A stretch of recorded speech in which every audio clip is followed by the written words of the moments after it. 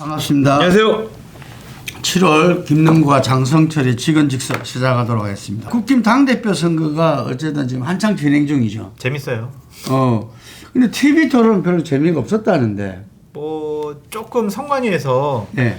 아니 너희들 지금 뭐 하는 거야 지금 문자 가지고 지금 집권여당 당대표 뽑는 전당대 이슈가 되는 게 맞아? 이거 지금 국민들 보기에 창피하지 않아? 좀 자제해라고 해가지고 원래 원희룡 대표가 아니 한 위원장 막 하면서 공격을 해야 되는데 네. 나는 오늘은 공격 안 하고 정책 문제만 하겠다. 그래서 좀 재미가 없었어요.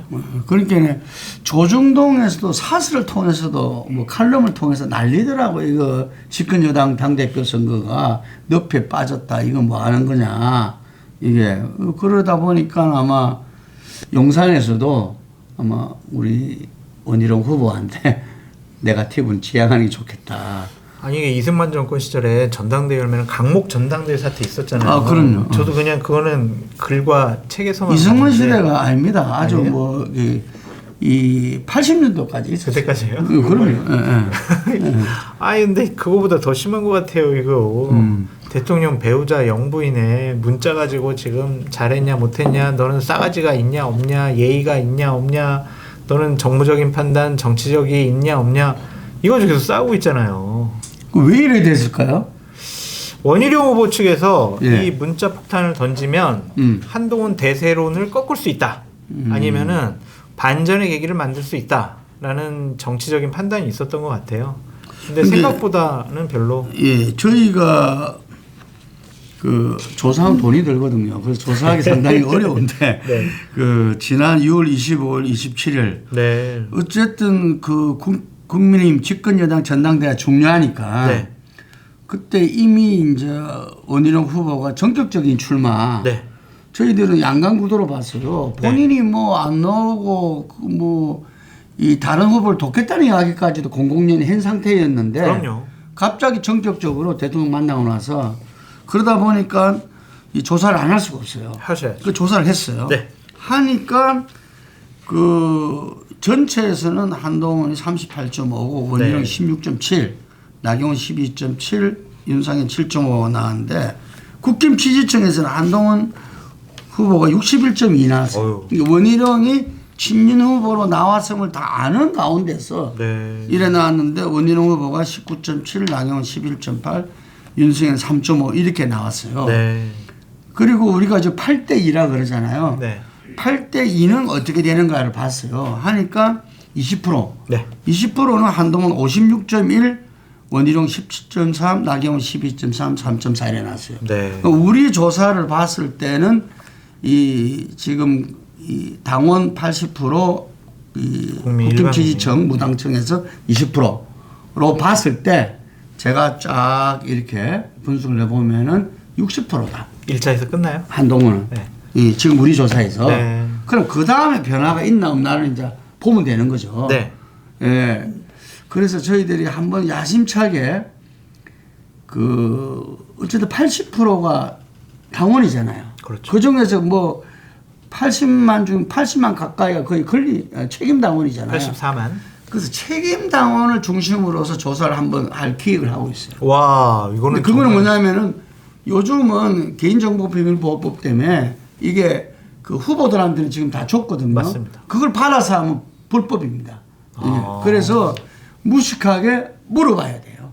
국민의힘 당원이냐, 그 다음에 책임 당원이냐, 물어본가 조사를 해야 돼요. 그럼 상당한 비용이 들어가는 거죠. 딴 게 아니라. 재정 파탄 나시는 거 아니에요?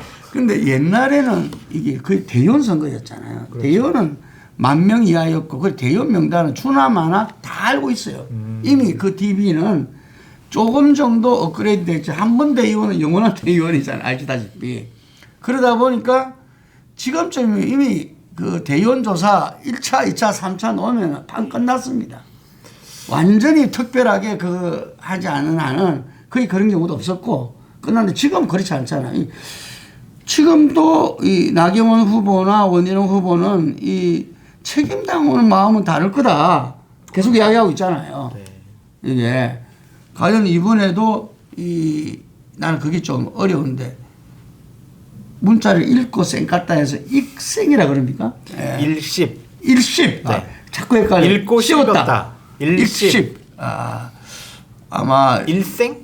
읽고 생 같다. 나는 일생이 그건 익십이라고 이야기하는데 거기다가 또 그다음에 연판장가 파동까지 나오고 네. 이런 걸 보니까 참 이 국힘을 하지 않는 사람도 국힘이 잘 돼야 집권 여당이 잘 돼야 나라가 이 뭔가 성장 발전 안정이 되잖아요. 그럼요. 거기다가 지금 지난 총선에 민주당 잘해서 된 겁니까? 아니잖아요. 윤석열 대통령이 하도 못해서 국힘이 워낙 거기에서 용산 출장소가 돼 있다 보니까 그래서 결과적으로 민주당이 압승한 건데 네.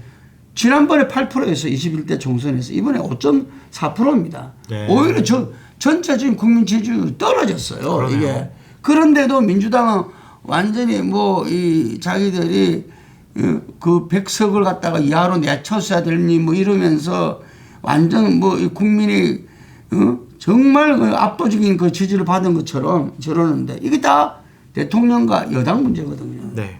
그래서 이게 개선되지 않으면 안 되기 때문에 국힘 전당들 이렇게 보고 투자도 해서 조사도 하고 네. 했는데 오늘 조사가 나왔어요. 아 그래요? YTN 엠블렘 퍼블릭에서 네. 7월 7일에서 8일 조사인데 네.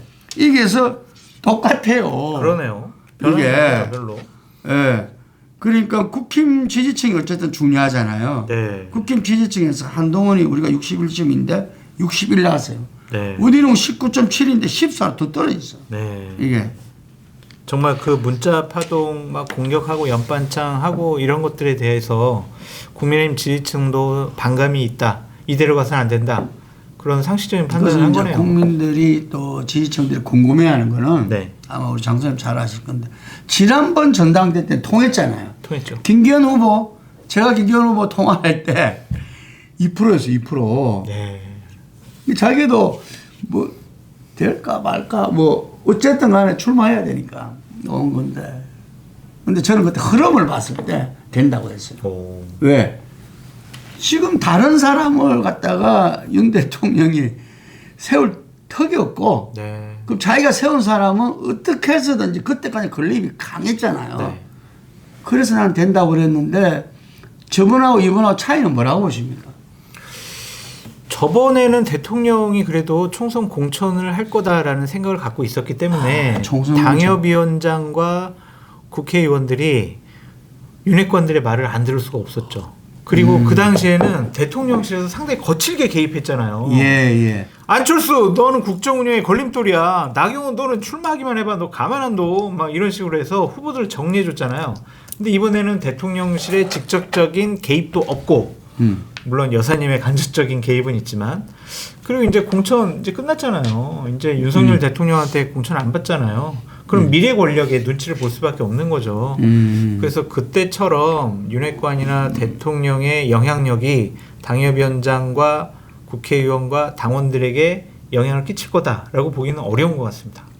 총선 전과 후가 다르다. 그렇죠. 화장실 가기 전과 후네요. 그렇죠. 이게 총선 전과 후 공천을 갖다가 대통령이 하냐 마냐 해서 이제 대통령한테 공천 받을 일이 없죠. 거의 없다. 없죠. 물론 지방선거는 남아있지만 그 지방선거 때 윤석열 대통령의 파워가 어느 정도인지 아무도 모르는 거고. 그러니까 대통령 지지율이 높으면 임기 후반기 가더라도 대통령 지지율에 따라서 지방선거 결과도 나올 수가 있는데 지금 하는 여러 가지 꼬락서리를 보니까 지지율을 높일 수 있다. 국민의 눈높이에 맞는 상식적인 국정 운영을 할 것이다. 근데 저희는요, 이 유튜브만 하는 게 아니라 이 폴리 TV에 나가거든요. 폴리 뉴스에. 그래서 꼬락서리 같은 표현은 조금 이렇게. 그 꼬라지? 양태. 모양새를 보니까 죄송합니다. 저 여러 가지 모양새를 보니까 그렇게 썩 상식적인 국정 운영을 하지는 않을 것 같다는 좀 생각이 들어가지고 다음번 2026년 지방선거를 앞두고도 국민의힘에 소속된 정치인들이 대통령하고 거리두기 할 뭐 생각이 더 많을 것 같다라는 생각이 지난번 전당대회 때 보면 저도 뭐 나경원 지금 후보하고도 뭐 이렇게 이야기도 나누고 했지만 어쨌든 끝까지 버틸라 그랬어요. 일단 그 당시 기후행정 그 위원회 부위원장이고 이렇게 그 대사고 뭐 2개 자리를 갖고 있는데 어쩌고 저쩌고 했는데 그러면서도 그 당을 위해서는 당을 잘 알고 뭐 이번에 이야기한 거하고 비슷한 거죠. 물론 그때는 이제 국회의원이 아니었었고 이번에는 국회의원으로서 그 이기는 후보다라는 걸 강조하고 있지만 어쨌든 당을 잘 알고 당에 개파 없이 중심을 가져온 사람이다. 이런 걸 가지고서 출마를 견제하려고 했는데 결국 역부족이었죠. 네. 하여튼 우리가 뭐 여의도에서 다 알고 있는 겁니다. 왜 접었는지 부분에 대해서는 접었고 이 안철수 후보 같은 경우는 이제 이 나경 후보 접으니까 상당히 지지율이 올라갔어요. 네. 네. 그래서 이 완전히 서자 같은 이 안철수 의원이지만 될 가능성이 있다라고 봤어요. 오. 그래서 저희 조사에서도 그런 조짐이 나왔고 네. 그 재수 후보가 전화를 했더라고 저한테. 그 제가 통화도 하고 했어요. 그런데 제가 구세어라 검수나 이런 거 있잖아요. 구색이 나가셔야 된다. 네. 이거를 저하고는 부산에 동기면서 오.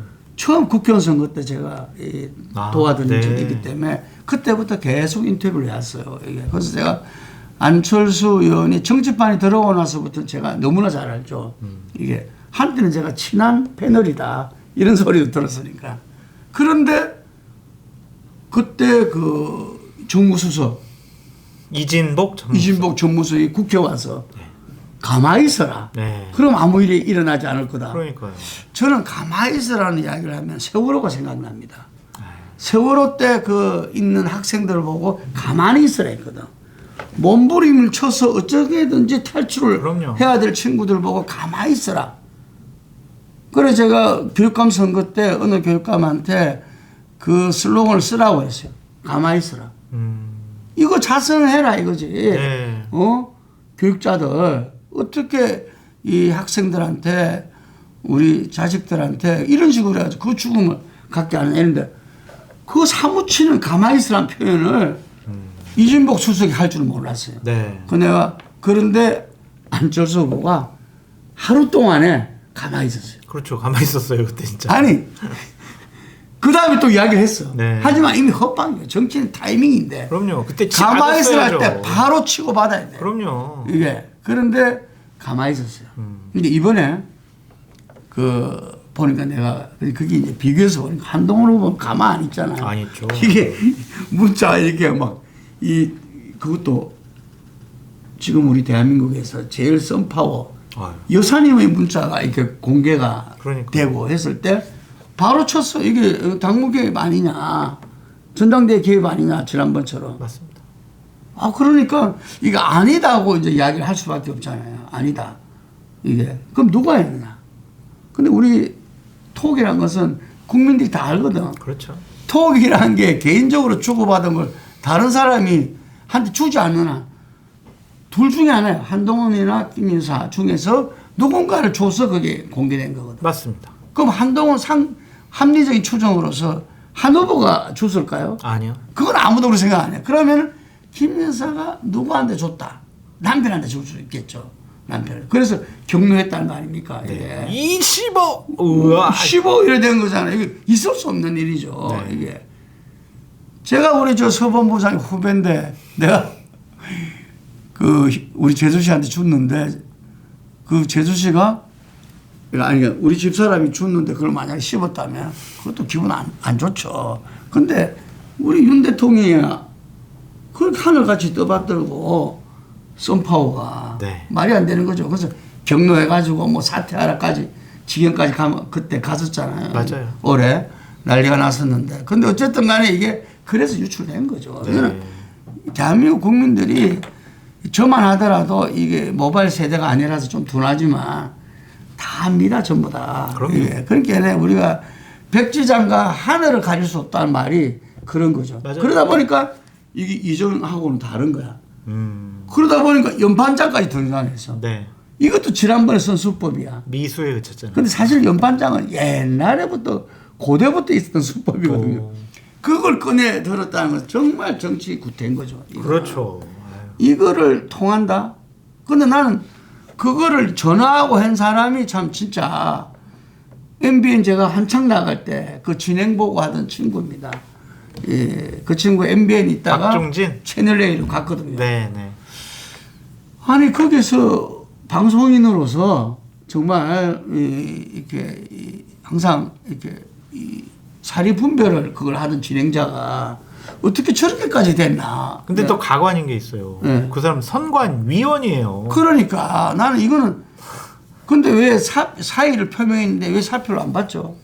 경고만 줬더라고. 뭐 그래도 뭐 윤핵관이나 윤석열 대통령이 뒤에 있다라고 생각을 하니까 어당팔 그냥 좋은 게 좋은 황우여 비대위원장이 그냥 있으라고 한 거 아닐까요? 그 연판장 기자회견을 해라. 한동훈 후보가 자기는 구태를 극복하겠다.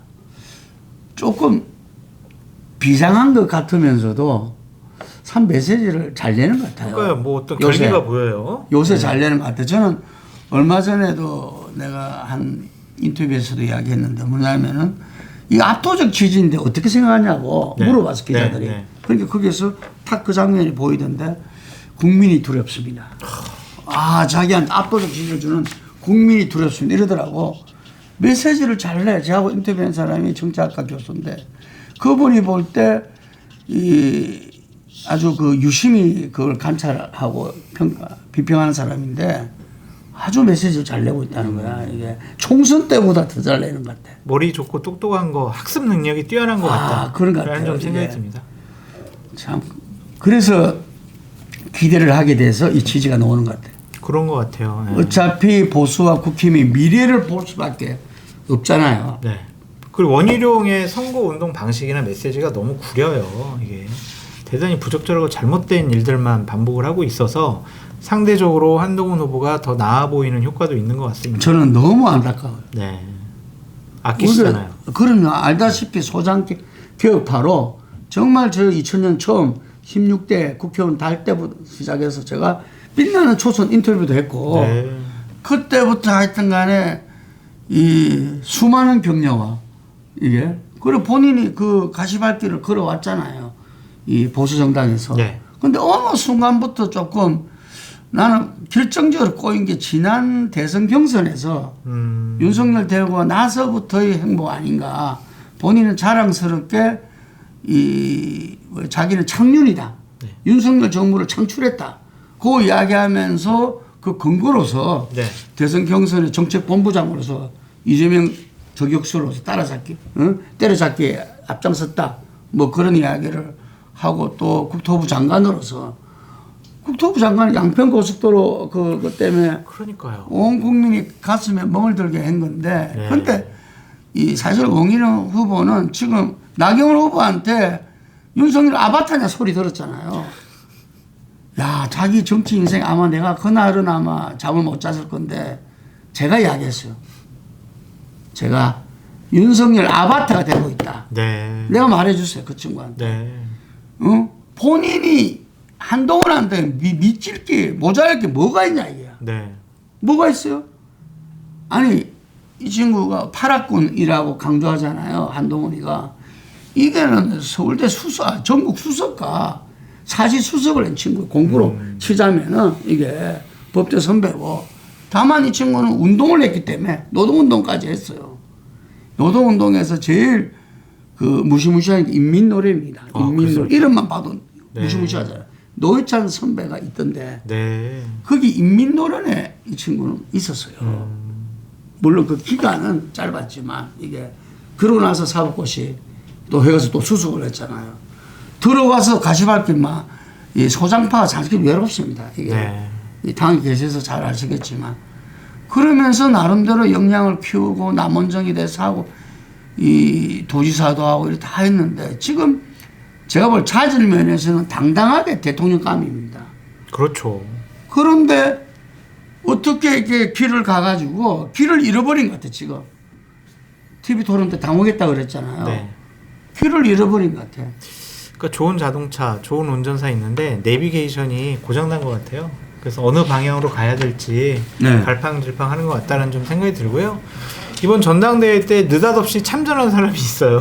네. 장해찬이라고. 얘가 나와가지고 막 계속 한동훈 후보를 공격을 하고 있잖아요. 댓글팀 같은 거를 뭐 여러 가지로 구성해가지고 우호적인 분위기 만들기로 했다. 그리고 뭐 사천 논란 내가 뭐 증거를 갖고 있다. 이런 식으로 참전을 하고 있거든요. 본인의 자발적인 참전은 또 아닌 것 같아요. 이 장예찬이라는 친구는 저는 개인적으로 전혀 모르고 네. 언론을 통해서만 아는데 지난 총선 때 이 저희들이 냉철한 그 분석 속에서 국힘 108석을 네. 맞췄는데 네. 실제로는 마지막에서는 우리도 틀렸어요. 네. 일주일 전에 108석을 맞췄는데 네. 마지막 그 전망에서는 108석보다 더 밑으로 아래로 했어요? 했거든요. 103석인가 뭐로 했었는데 그 차이가 뭐냐면은 그 차이를 가져온 게 100석이랬나? 장예차입니다. 장예차. 네. 장예차가 부산 수영에서 그렇죠. 이건 도저히 공천을 취소할 수밖에 없는 사유가 자기 발언 때문에 생겨가지고 공천 취소를 하고 네. 그 국민의힘 후보를 다시 공천했어요. 네. 그런데 이 친구 지지가 제법 팽팽했어요. 그렇죠. 내가 진짜 친윤 적자다. 윤석열 대통령하고 같이 있는 사진 온갖 걸 들이미면서 네. 그러다 보니까 그게 어부지리로 민주당 후보가 우세하게 나왔던 거예요. 네. 근데 막상 뚜껑 여니까 그 부산에서 한 석밖에 못 했잖아요. 민주당이. 네. 그 바람이 그냥 이 국민의힘 후보 누구죠? 그 정현욱 후보. 정현욱 후보가 이 정현욱 앵커가 자기가 생각을 못 했을 거라고. 네. 마지막까지. 이게. 그런데 그 됐잖아요. 그렇죠. 이게. 근데 그런 파동을 일으킨 사람인데 이 친구는 상당히 자숙을 좀 하면서 아주 젊은 친구인데 처음부터 저렇게 갈팡질팡하고 아니 본인은 일관된다고 생각을 하는 거예요. 나는 윤석열 대통령과 함께 정치를 한다. 끝나면 나도 정치 안 한다. 뭐 이런 식의 얘기를 하고 있으니까. 근데 제가 언급하고 싶은 거는 예. 이런 식으로 당원도 아닌 사람이 참전을 하는 것이 맞는 것이냐. 다른 의도가 있다. 누군가의 참전 사주를 받은 것이 아니냐. 좀 그런 생각이 들었어요. 자, 이 강하게 지금 이 드라이브를 거린 게 배신자 프레임입니다. 안 먹힙니다. 네. 안 먹힙니다. 여론조사 보면 알 수 있잖아요. 예. 안 근데 먹힙니다. TK에서는 안 먹힌대요. TK 어때? 40%인데 안 먹힌대요. 안 먹힌대요. TK랑 PK는 또 흐름이 다르다고 하고요. 예. PK 같은 경우에는 대통령에 대한 견제론 그리고 잘못하고 있다라는 생각을 강하게 하고 있어서 한동훈 후보에 대한 뭐 주도권이 훨씬 더 강해졌다. TK가. 그렇게 얘기를 하고 PK 같은 경우에는 눈치를 보고 있다고 하더라고요. 아직은. 아 이거 어떡하지? 막판에 이제 오도 내려오나?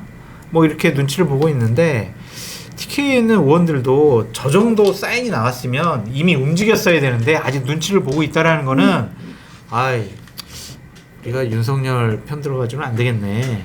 미래 권력 한동훈 편 들어야 되겠네. 그런 생각이 있으니까 지금 안 움직이는 거잖아요. 제가 PK는 잘 압니다. 네. 뭐 본인도 그 PK 우리 김무성 대표 상징인 김무성 대표를 이렇게 오랫동안 같이 오셨지만 제가 PK 쪽에 이제 그 바닥 당원들을 들어보니까 네. 뭐 한마디로 이야기를 하는 게 네. 뭐라고 이야기하냐면은 김건희 여사 이름이 탁 문자로 나오는 순간 네. 끝났다. 오히려 끝났다. 이거는 진짜 이번 전당대회만큼은 용산의 대입이라든지 네. 김건희 여사 이름이 안 나와야 된다는 게 다 깔려 있었다는 거죠. 네. 그런데 문자 익십으로 해가지고 탁 나오는 김건희 여사 이름이 나오는 순간 이런 선거 끝났다. 그러니까요. 라는 이야기를 하더라고요. 그러니까 누가 기획을 했는지 참 멍청하고 바보 같아요. 이런 걸 기획을 하면은 한동훈 대세론 꺾을 수 있다라고 생각하는 것 자체가 상당히 웃깁니다. 아니 선거를 갖다가 그 본래 보수 정당 선거 이 기획을 잘 못한다 그러잖아요. 네. 이게 그렇지만 그렇지도 않아요. 87년 대선 우리가 처음으로 이 6월 항쟁 이후에 벌어진 정말 국민들이 볼 때 직선제를 망개했던 그 총선 때 가장 캠페인을 잘한 게 노태우 후보였어요. 네. 보통 사람들의 보통 사람 슬로건도 그렇고 정말 그 강조 가서 그 돌덩이 맞는 그거 다 연출이라고 그러잖아요. 네. 연출하면서 이 영남 민심을 갖다가 결집시켜 버렸고 결정적인 거는 이 사자구도 사자구도를 통해서 맞아요. 필성구도를 갖다가 만들어내고. 그렇죠. 하여튼 간에 그 당시에는 뭐 정말 노태우가 그 아이돌이었어요. 아이돌. Y44의 원형 테이블에서 회의하고 자기가 007 가방 들고 그렇죠. 직접 수행 없이 기억납니다. 다니고. 자, 이런 이야기도 많이 나옵니다. 네. 김건희 여사가 만약 사과했다 1월 달에. 네. 그럼 20석은 더 얻었을 거라고 이야기를 아닌 해요. 것 같아요. 어. 왜냐면 김건희 여사 명품백 문제와 관련해서 논란이 됐었을 때가 1월달 뭐 2월달 그때였잖아요.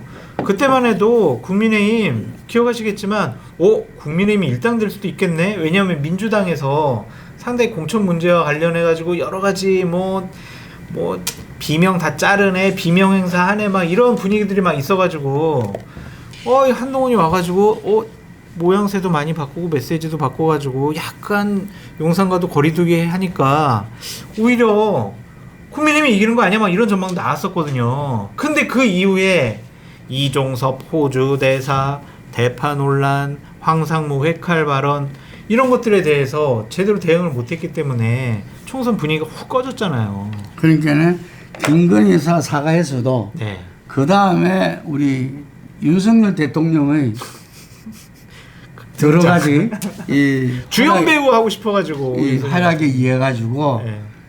이 판은 엎어지지 않았을 거다 이런 이야기인데 저희들이 3월 13일입니다. 국회에서 이 총선 전망 토론을 네, 했어요. 네. 그때까지만 하더라도 어떻게 그날 의견들이 모아졌냐면은 가반 정당 없는 끝내기 바둑이다. 네. 모른다 이거죠. 아니 저만 민주당이 이긴다고 그러고 국민의힘이 질 거라고 예측을 했었죠. 저는. 그때 같이 했잖아요. 네. 이게 제가 그런데 맞았잖아요. 아니 그래서 우리가 그 다음 날 이렇게 한석을 살짝 바꿨어요. 인천에서 한석이 밀정될 것 같다 이래가지고 그랬었는데 하여튼간에 그 정도였어요. 그 네. 정도였는데 금방 말한 그런 지금 또 이 끝까지 저는 최상병 특검은 정리하지 않으면 안 됩니다. 이게 옳으신 말이에요. 경찰 조사 뭐 지금 결과도 나왔지만 그 사단장을 갖다가 지금 제외시켰잖아요. 기소 거기서. 그래서 더 지금 분노가 증폭되고 있다는데 이 문제를 언제까지 갖고 갈 것이냐. 예, 시중에서는 여러 가지 이야기가 나오잖아요. 이게 또 김건희 여사를 같이 하는 이야기도 나오고 있어요. 이게 도대체 언제까지 이걸 갖다가 대통령이 갖고 갈 것이냐. 맞습니다.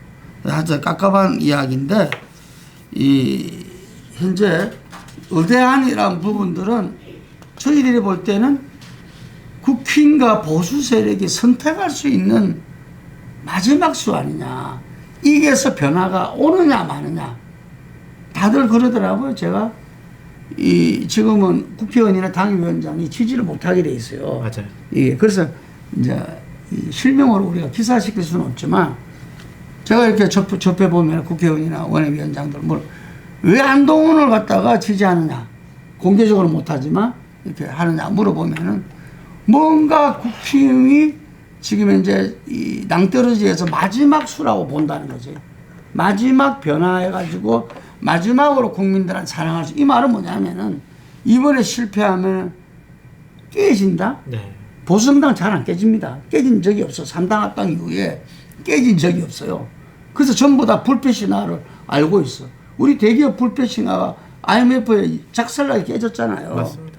저는 분당이 아니라 우리 존경하는 홍준표 대구시장께서 늘 하듯이 이거는 탄핵 때보다도 더 박근혜 탄핵보다 더 개멸될 것이다. 그렇죠. 맞아요. 그러면 살라고 그거는 분당을 하지 않을 수 없게 되는 거지 분당하려고 하는 게 아니라 그랬을 때 지금 마지막까지 수도권에 있는 분들의 어떤 요구와 가치 이 부분하고 영남의 중심을 둔 부분 이분 사실상 영남 자민련 됐잖아요. 네. 이분들하고 너무 달라. 다를 때는 우리가 상식적으로는 부부도 너무 다르면 이혼해서 하는 게 자식을 잘 키우는 방법이잖아요. 그럼요. 늘 싸우면 자식들이 잘 크겠어요. 그렇습니다. 그런데 그래서 저는 권고하는 게 창조적 파괴를 해라. 옳으신 말이에요. 그래서 새롭게 아니 뭐 이준석 대표도 보수 아닙니까? 본인은 보수죠. 아니라고 하지만 보수예요. 개혁신당이 보수잖아요. 그러면 건강한 보수, 이게 이 합리적 보수가 있어야 진보하고 쌍날개로 두 날개로 우리가 나라가 제대로 날아가는 거잖아요. 그런 측면에서 근데 마지막 이 수는 둬야 되겠다 하는 게 한동훈이 아닌가. 그렇죠. 정확한 분석이신 것 같고요. 어쨌든 원희룡, 나경원 뭐 이분들이 되면 당이 그렇게 변화가 있을까라는 생각을 당원들이나 당협위원장들이 하는 것 같습니다. 한동훈 후보를 한번 당대표 만들어가지고 그래 한번 해봐라. 한번 당도 바꿔보고 대통령과의 관계도 한번 제대로 한번 수평적인 관계로 바꿔보든지 말든지 그래서 말아먹든지 말든지 한번 해봐라. 기회는 주자. 이런 생각이 좀 강한 것 같아요. 그런 게 이제 변화죠, 변화. 한국갤럽 7월 1주 장내 정치 지도자 선호도 조사에서 보면은 네. 한동훈이 17%, 네. 이재명 그 민주당 대표 전 대표 23%에서 2위인데 네. 보수 후보 중에서는 압도적입니다. 그러네요. 이게 특히나 TK에서는 22%, 네. PK에서는 25%. 아까 말한 대로 PK에서 TK에서 전부 다 1위로 나타났어요. 네. 이게. 예, 보수에서는 34%. 네. 이게 그렇기 때문에 그 기대가 지금 이렇게 있다. 그러니까요. 예, 이것을 갖다가 제가 원희룡 그 후보한테 이야기한 게 본인이 보수의 미래임을 증명해라. 다른 게 아니라 할 수 없는 걸 하라고 하셨네요. 아니 윤석열 최소한 깨지기라도 해라. 그 주장을 해가지고 이번에는 아니네. 아니 대표님 예. 출마의 일성이 이거였잖아요. 나는 윤석열과 한 팀 보폭을 맞추겠다. 발걸음 같이 하겠다고 한 사람한테 보수의 미래가 되라고 요구하시면은 그걸 할 수가 있겠어요. 안 그러면 못하지. 앞으로 길이 없죠. 그냥 자기는 그냥 윤석열 편에 서가지고 그 지분을 확보하겠다는 거예요. 윤석열이 가는 사람인데 아니 가는데 윤석열 대통령 장관 또 하면 뭐하고 총리하면 뭐해. 아니 윤석열 대통령을 강하게 지지하는 당원들 한 20% 25%그 사람들 나는 대표 주자가 되겠다 그런 생각을 좀 갖고 있는 것 같아요. 저는 원희룡 후보, 나경원 후보는 보수의 소중한 자산입니다. 자산이죠. 그렇기 때문에 길을 잘 가셔야 된다 이런 말씀을 드리고 싶고요. 맞습니다. 윤석열 탄핵 국민청원 133만이 동의했고요. 이 윤탄핵 청문 계획서까지 채택했습니다. 네. 국회 법사에서. 그런데 민주당에서도 약간 조심스러운 분위기가 읽혀지고 있거든요. 아니 근데 당에서 조심스러워하는 거랑 정청래 법사위원장이 저렇게 좀 거칠게 행동하는 거는 다르게 봐야 될 것 같은데 대통령 탄핵 청원이 130만 명 넘었다라는 거는 당연히 용산과 대통령이 신중하고 엄중하게 생각을 해야 되는데 저걸 갖고 법사위에서 청문회를 하겠다는 것이 맞는 것이냐. 또한 김건희, 최현순 이 두 분을 증인 신청까지 해가지고 모욕 주고 창피 주고 분명히 안 나올 거란 말이에요. 안 나오면은 또 뭐 너희들 안 나오냐 이런 정치인 공세의 장으로 탄핵이라는 무거운 단어를 저렇게 가볍게 정쟁의 수단으로 이용하는 것은 분명히 역풍이 불 것 같다라는 생각이 듭니다. 이게 민주당에서 지금 가장 주의해야 할 것은 우리나라 국민들이 가장 철퇴를 내리는 게 정치 세력의 오만과 독선입니다. 고개 쳐들면 이게 지금 이제 그 박지원 우리 최고령 국회의원께서도 네. 강조하잖아요. 맞아요. 이렇게 정치는 골프와 똑같다. 그럼요. 고개 드는 순간에 이건 깨진다. 맞습니다. 이런 건데 지금 정청래 법사위원장이 상당히 좀 위험합니다. 오바예요. 수위가. 네. 예, 그래서 저는 이 자리를 빌어서 우리 정 위원장이 조금 중심을 잡으면 네. 민주당이 국민들하고 이렇게 간격이 혹시라도 벌어질 위험을 줄일 수 있다. 안 할 것 같아요. 근데 지지층이 너무 환호해가지고요. 우리 정청래 진짜 완전 영웅이에요, 영웅. 그렇기 때문에 더 세게 나가면 나갔지. 민주주의는 어떻게 무너지는가 책에 그 부분에서 경고를 하고 있잖아요. 네. 이게 요즘 많이들 인용하던데 정말 개딸이 지나가 민주당의 정권 이 교체에 네. 저는 결정적인 변수가 되리라 봅니다. 정확한 말씀이시고요. 제가 대표님께 건의드리고 싶은 게 뭐냐면 한번 길을 잃은 민주당 해가지고 국회에서 세미나 한번 하시면 어떠실까요? 좋습니다. 그래 지금 한 2분만 이야기합시다. 네. 왜냐하면 일틀 놓으면 김두관 당대표 출마. 의미 그래도 없어요. 격려는 하고 끝나야죠. 아니 뭘 격려를 해요. 저는 대단히 실망을 했어요. 뭐냐면 이번에 출마 명분으로 네. 1%라도 내가 대변하겠다. 다른 얘기를 하겠다. 했잖아요. 그런 얘기를 하겠다라고 하면서 제왕적 1인 체제를 막겠다 했잖아. 네, 뭐 민주당은 지금 붕괴되고 있다 이런 얘기까지 했는데 저는 이게 비겁하다는 생각이 드는 거예요. 네. 왜냐하면 지난 1월 달부터 민주당이 비명 행사한다, 공천 이렇게 하면 되느냐, 막 이렇게 잘못된 것들을 많이 지적을 했었는데 그때는 뭐라고 그랬어요? 이재명 편들었단 말이에요. 그때 아무 얘기를 안 했어요. 그 공천 문제에 대해서. 정치인들요 참 그러시면 안 돼요. 네. 과거 발언이라든지 과거의 어떤 그 행태를 가지고 비판하면은 제대로 말할 사람 아무도 없어요. 과거가 없는 현재가 어디 있으며 현재가 없는 미래가 그 어디 있습니까? 과거를 최소한 반성하고 있구나. 반성 안 하잖아요, 김두관 의원은. 반성 아니 제왕적 당 대표 1인 정당으로 민주주의 파괴병을 키웠다. 그래서 그때는 자기가 왜 얘기를 안 했냐고요. 이 유령을 지금 깨겠다는 이야기잖아요. 대표님 그때는 이재명을 옹호했다니까요. 총선 승리하고 나서 당원 당국 고쳐가면서 이재명 1급 체제를 만들려고 제도적인 기반을 만들었을 때 김두관은 그때 뭐라고 그랬어요. 가만히 있었고요. 제가 이재명 편들었단 말이에요. 지금 이 메시지의 진정성을 갖다가 국민들한테 주기 위해서는 과거에 가만히 있었던 부분, 만성해라. 편드는 부분에 대해서 입장을 밝히라고. 반성문 써라. 제가 이야기할게요. 근데 어쨌든 간에 그래도 형식적으로 저는 기억나는 게 97년도 정말 이 DJ가 다시 정계 복귀해가지고 대선 후보와 당대표로 나올 때 그때 당대표는 김상현 의원이 맞아요. 이 맛으로 나와줬고 네. 대선 후보는 정재철 지금 현재 네, 회장님이 네. 나와줬어요.